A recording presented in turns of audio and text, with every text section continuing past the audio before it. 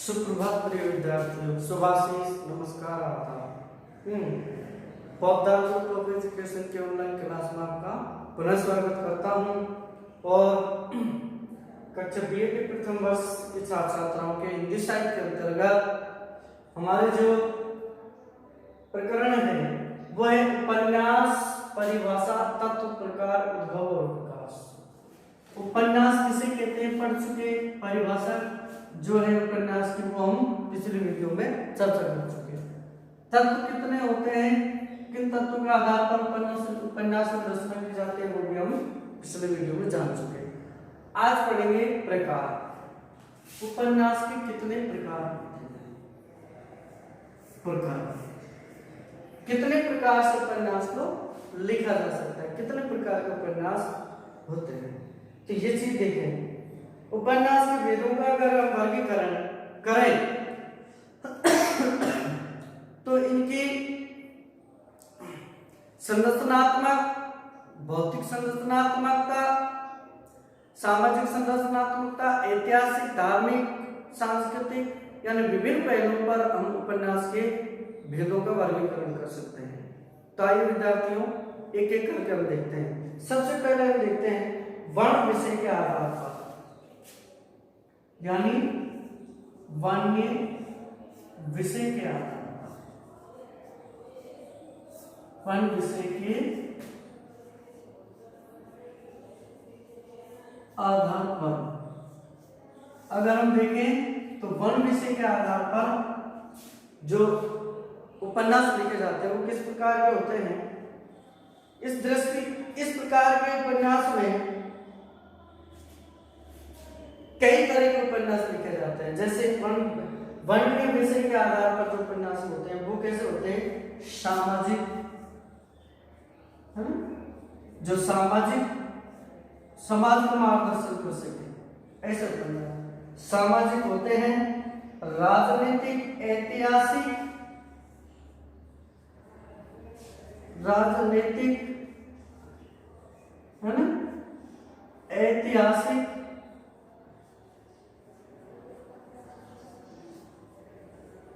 राजनीतिक, ऐतिहासिक, आर्थिक और धार्मिक, आर्थिक और धार्मिक। वर्ण विषय के आधार पर हम देखें तो इतने प्रकार के उपन्यास हम लिख सकते हैं। ये सामाजिक उपन्यास भी होते हैं, राजनीतिक भी होते हैं, ऐतिहासिक भी होते हैं, आर्थिक भी होते हैं और धार्मिक, जिसमें समाज को सही दिशा देने के लिए ऐसे ऐसे उठाए जाते हैं। राजनीतिक विकास, जिसमें राजनीति के दांव पेचों को उपन्यास के माध्यम से समझाया जाता है। ऐतिहासिक, इतिहास के विभिन्न प्रसंग और महान घटनाओं को प्रदर्शन करने के लिए ऐतिहासिक उपन्यास लिखे जाते हैं। आर्थिक और धार्मिक, है ना। तो पूंजीपति ये कार्ल मार्क्स के सिद्धांत पर है, तो इस उपन्यास को कार्ल मार्क्स के सिद्धांत पर लिख सकते हैं। धार्मिक है तो धार्मिक सहिष्णु होने के नाते हम धर्म की जो प्रधानता है उसको स्वीकार करते हुए इस उपन्यास को लिख सकते हैं। तो वर्ण विषय में इतने प्रकार के उपन्यास आते हैं। उसके बाद है शैली की दृष्टि से, ये मान लो वर्ण विषय है, तो दूसरा अगर हम देखेंगे शैली की दृष्टि से कितनी से कौन कौन सी शैलियां होती हैं उपन्यास लिखने में। शैली की दृष्टि से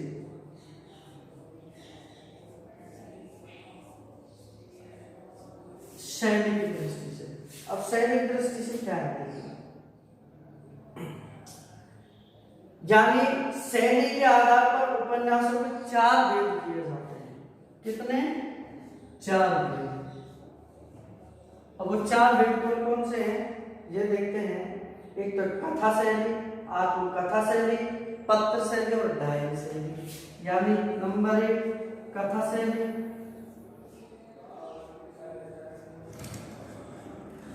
ठीक है ना।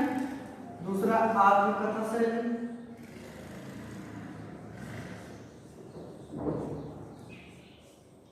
आत्मकथा शैली। तीसरा पत्र शैली, पत्र शैली और चौथा है डायरी शैली। डायरी शैली।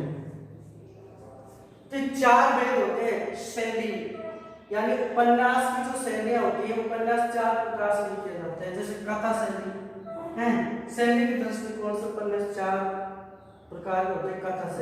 कथा शैली जो सामान्य उपन्यास होते हैं, जैसे प्रेमचंद के हैं, है ना, जैसे कि प्रसाद के हैं, ये कथा शैली के हैं। आत्मकथात्मक शैली, ये बच्चन राय ने अपनी आत्मकथा लिखी है 4 भागों में, है ना, हरवंश राय बच्चन ने 4 भागों में अपनी आत्मकथा लिखी है। तो वो आत्मकथात्मक शैली के रूप में उपन्यास लिखा हुआ है। पत्र शैली, पत्रों के आधार पर पत्र शैली में लिखा गया एक बहुत वृद्ध जो कहानी है। डायरी शैली में। तो ये 4 प्रकार से शैली की दृष्टि से 4 प्रकार के उपन्यास होते हैं। अब आगे देखते हैं तत्वों की दृष्टि के आधार पर।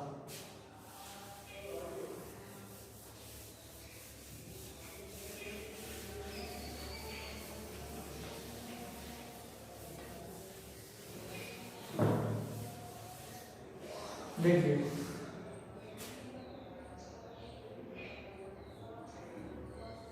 तत्वों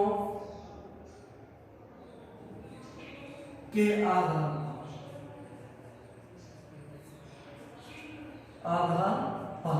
अब तत्वों का आधार पर देखिए, तत्वों की दृष्टि से देने तत्वों का आधार पर उपन्यासों को प्रकार देखें तो कितने प्रकार के होते हैं।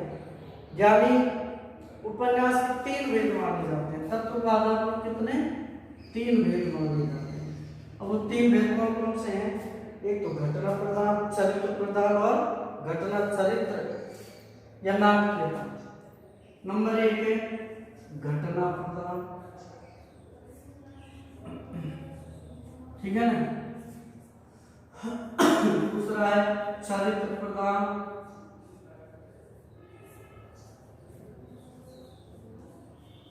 ठीक। तीसरा है नाटकीय प्रधान, नाटकीयता। घटना प्रधान, चरित्र प्रधान, नाटकीयता। अगर तत्व का आधार पर देखें यानी कुछ उपन्यास तो ऐसे होते हैं जो मौलिक रूप से घटना विशेष पर ही आधारित रहते हैं, है ना, जो मौलिक रूप से घटना विशेष पर ही आधारित होते हैं, ठीक है ना। तो ये घटना विशेष पर आधारित जो उपन्यास है।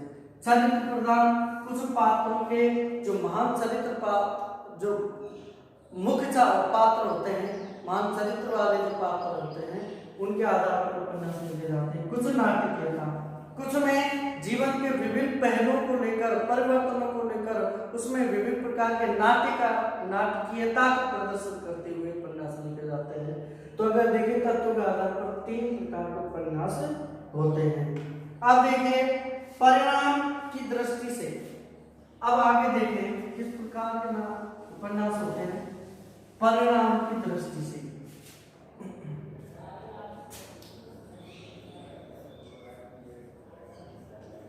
परिणाम की दृष्टि से, अब देखिए कथा वर्णन करते समय लेखक को मूल भावनात्मक दृष्टिकोण के कारण उपन्यास के एक प्रकार की विशेषता की सृष्टि हो जाती है। उसके आधार पर उपन्यास में भेद किए जा सकते हैं, आदर्शवादी और यथार्थवादी। मूल रूप से आदर्शवादी उपन्यास, आदर्शवादी और दूसरा है यथार्थवादी।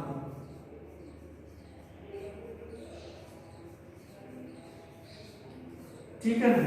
ये दो मूल रूप से परिणाम के आधार पर देखें तो दो भेद होते हैं उपन्यास के, आदर्शवादी और यथार्थवादी, जिसमें जीवन के आदर्शों को सुंदर और रोमांचकारी ढंग से प्रस्तुत किया जाता है वो आदर्शवादी होते हैं। यथार्थवादी जीवन की जो वास्तविकता है, जीवन की जो सत्यता है उसको प्रदर्शन करने के लिए यथार्थवादी उपन्यास होते हैं।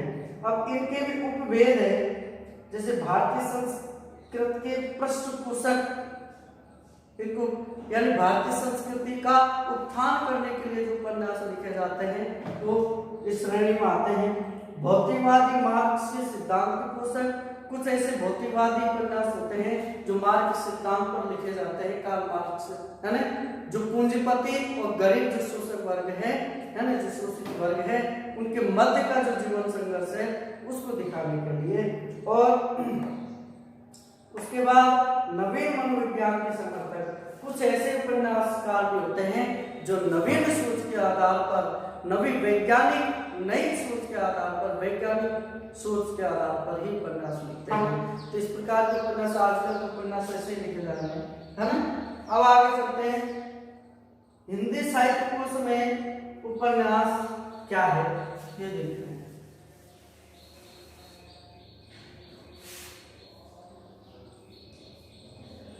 हिंदी साहित्य कोश में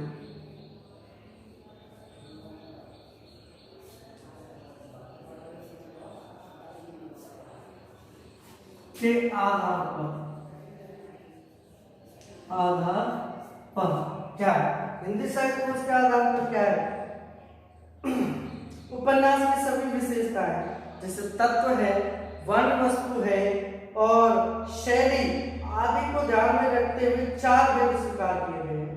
एक तो घटना प्रधान, चरित्र प्रधान, नाटकीयता और ऐतिहासिकता। ठीक है, घटना प्रधान, चरित्र प्रधान, नाटकीयता और ऐतिहासिकता। ऐतिहासिकता जोड़ दीजिए तो हिंदी साहित्य कोश के अनुसार ये 4 प्रकार के उपन्यास होते हैं। इस प्रकार डॉक्टर श्याम सुंदर ने उपन्यास को 4 भागों में बांटा। डॉक्टर श्याम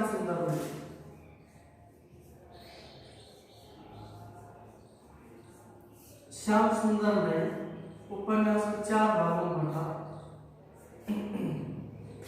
4 भाग, है ना। कैसे? उन्होंने कहा घटना प्रधान, नंबर 1 घटना प्रधान, ठीक है। नंबर 2 घटना प्रधान, नंबर 2 देखेंगे सामाजिक,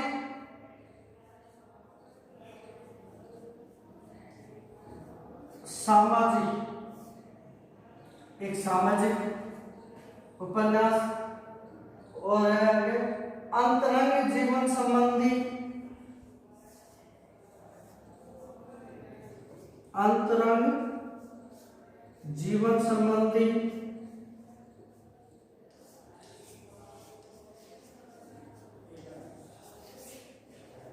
तो अंतरंग जीवन संबंधी उपन्यास होते हैं। उसके बाद देखिए देशकाल सापेक्ष और निरपेक्ष, देशकाल के सापेक्ष, देशकाल के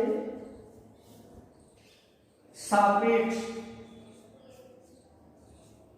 और निरपेक्ष, निरपेक्ष। ये डॉक्टर श्याम सुंदर के अनुसार 4 प्रकार के उपन्यास होते हैं। घटना प्रधान जो घटना विशेष पर ही लिखे जाते हैं, सामाजिक जो सामाजिक उपन्यास, अंतरंग जीवन के आंतरिक पहलुओं को, आंतरिक भावना को उद्घाटित करते हुए ऐसे उपन्यास मिलते हैं जो मार्मिक होते हैं, है ना। देशकाल के अनुसार सापेक्ष भी है, निरपेक्ष भी। देशकाल और वातावरण के प्रति सकारात्मक सोच वाले उपन्यास और नकारात्मक सोच वाले उपन्यास, ठीक है। तो डॉक्टर श्याम सुंदर ने ये लिखा। और गोविंद त्रिगुणायत है, उसने उपन्यास को निम्न भागों में बांटा। गोविंद त्रिगुणायत है, उसने उपन्यास को डॉक्टर गोविंद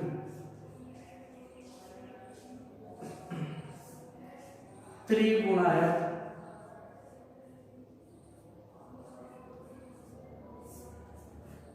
डॉक्टर त्रिगुणाय क्रमशः।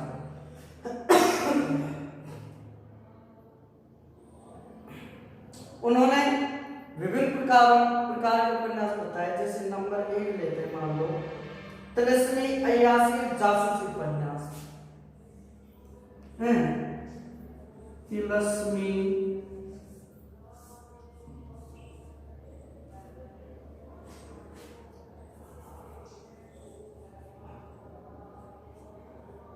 अय्यासी और जासूसी उपन्यास, ये हिंदी के प्रारंभिक दौर में चलने वाले उपन्यास थे, जिनमें सिर्फ कोरी कल्पना थी, जीवन का उद्देश्य नहीं था, कोई निरुद्देशित थे, केवल पाठकों का मनोरंजन करने के लिए इस तरह के उपन्यास लिखे गए। जैसे इस तरह के उपन्यास लिखने वाले गोपाल राम गहमरी है, उसने इस तरह के तिलिस्मी पूर्ण उपन्यास लिखे। बाबू देवकीनंदन खत्री, चंद्रकांता संतति और जासूस की भूल, इस प्रकार के उपन्यास लिखे गए प्रारंभिक दौर में, ठीक है ना। उसके बाद सामाजिक उपन्यास, ये कहते हैं कि एक सामाजिक उपन्यास होता है सामाजिक उपन्यास।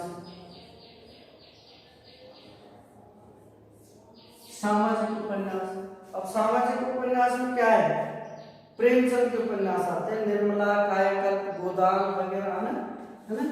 जैसे निर्मला है, गबन है, गोदान है आदि, ये प्रेमचंद के हैं। ठीक, इस प्रकार के सामाजिक। वो आगे बताते हैं राजनीतिक उपन्यास।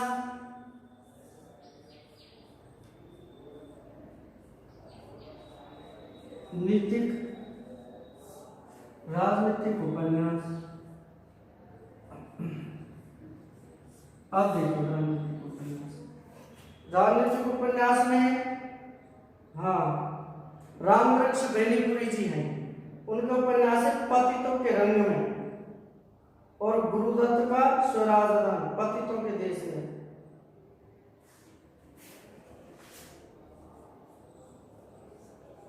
पतितों के देश में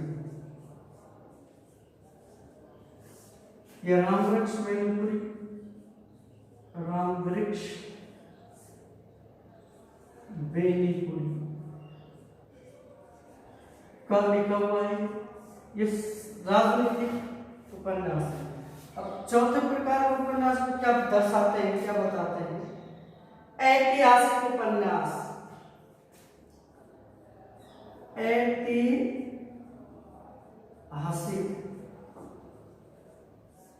उपन्यास, ठीक है ना। इतिहास से संबंधित उपन्यास लिखने वाले थे वृंदावन लाल, जो वृंदावन लाल हैं, उन्होंने ऐतिहासिक उपन्यास अधिक लिखे हैं, ठीक है ना। उसी प्रकार पांचवा प्रकार है मनोवैज्ञानिक उपन्यास।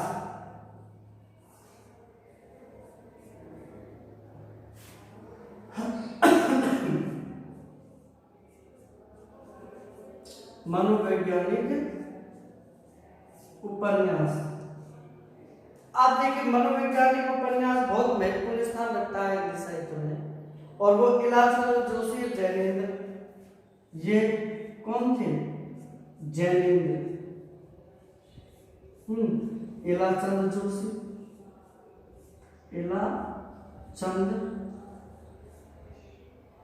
इलाचंद आदि, ये मनोवैज्ञानिक उपन्यास करते। आंचलिक उपन्यास, ये और है आंचलिक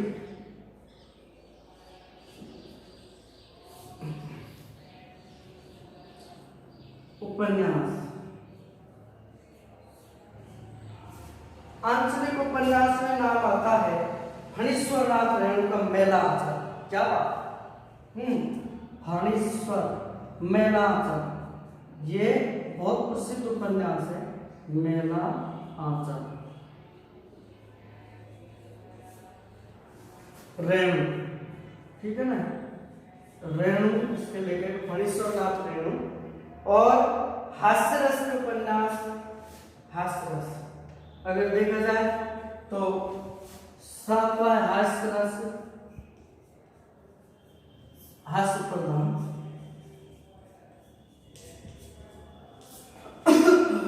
हास्य प्रधान उपन्यास बिल्लेसुर बकरिया भारतेंदु का।